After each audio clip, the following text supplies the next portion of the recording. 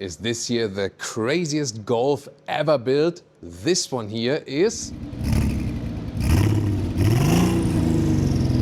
Yeah, you just heard the first soundbite from the 12-cylinder engine, because this is here the Golf GTI W12, a special vehicle here, hand-built from 2007 in the typical GTI red. And this one indeed has a Bentley engine, 12-cylinder, back here, not under the front hood. We'll tell you all you need to know about this one-off piece with Thomas now to go through in 4K, full screen, full length. Let's go.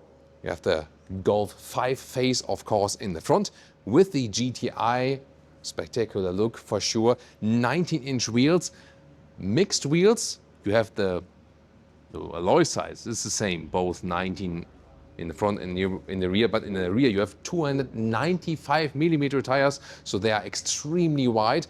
And they also changed here, you know, like with the air intakes, especially here. Look at that, the air goes here and then goes to this huge cooler, these two huge coolers in there, and then they cool this engine. 6-liter W12 Bentley engine, 650 horsepower, 3.7 seconds in the acceleration figure. Yeah, super massive. And they removed the whole rear bench, put the engine in there, carbon fiber around, and also here, carbon fiber roof. And they needed more downforce for this vehicle, so they basically, you can see it right here, they put the roof then a little bit lower, that you have the downforce basically then here. This is very interesting. Here more air intake as well. Yeah, so interesting design clues and aerodynamics clues with this vehicle. And you can see these two huge coolers here in the rear. And I can also soon turn one of them on for you. So one directly hops on and the other one potentially later. Then also huge exhaust tip right there. Would you want to buy one? Well, probably you can't, but maybe some would like to do. And even more interesting is, well, what's actually under the front hood when the engine is back there? So let's take a look there. This is the normal engine bay opening then in the front. There we go. There's also a very interesting interior coming up. And I mean, this has been out in 2007, but sometimes it's just interesting to take a look at classics, isn't it? Here, this is the fuel tank. So they hadn't had any space for that in the rear, so I put it right there, 12-volt supply. And then these here, I flip these from the left to the right side. And then actually this one is here for the cooler. So you all already hear it maybe in the back. And you can take a look then now in the back. Then now the cooler is running. You see here, the left one now is spinning, whereas the right one is standing still. And the other one I put on to ignite the engine. Here I can also turn off the cooler again, and you can see the difference. And when I turn both to the right side, then I can also use the key fob right here, this classic key fob. Put it in there, turn around, and then we can hear more of that sound.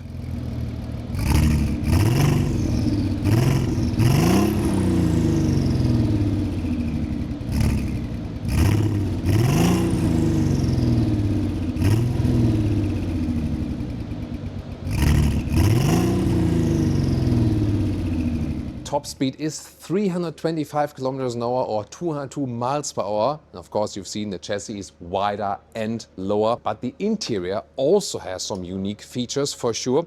First of all, we have this contrasting look.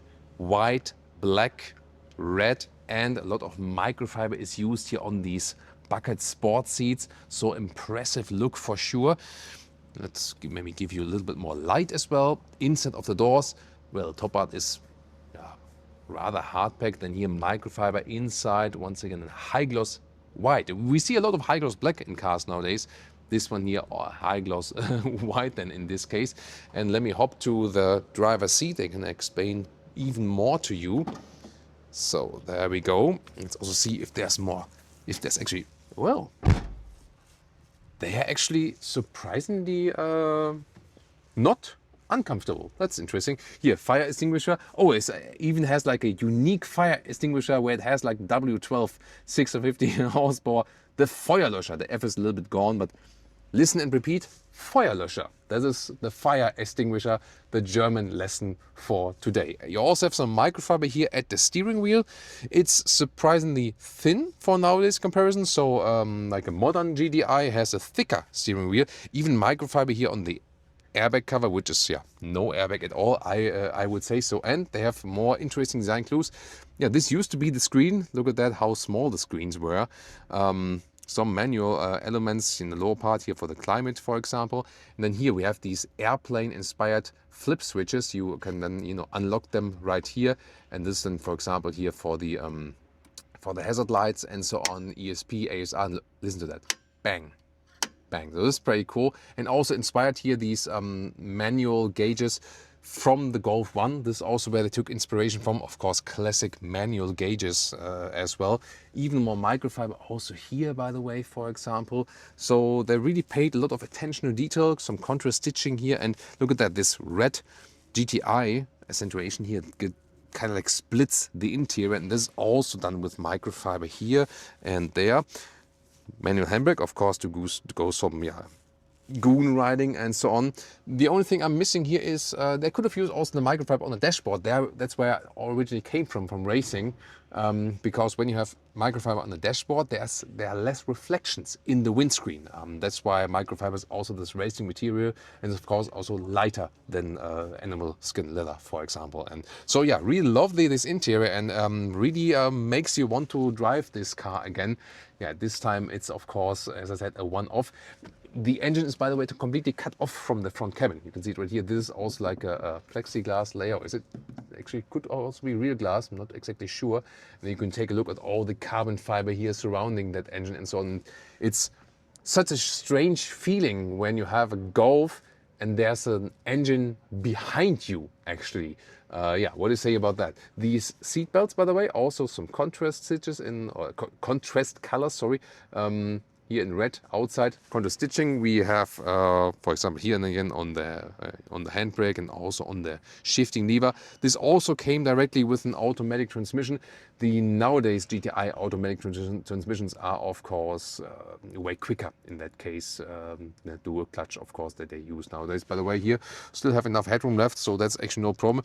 It doesn't feel too unusual, so you still feel the normal Golf genes, and that's also like the reason like behind the GTI, that you still have like a normal compact hatch, whereas then it goes a little bit sporty, a little bit beyond.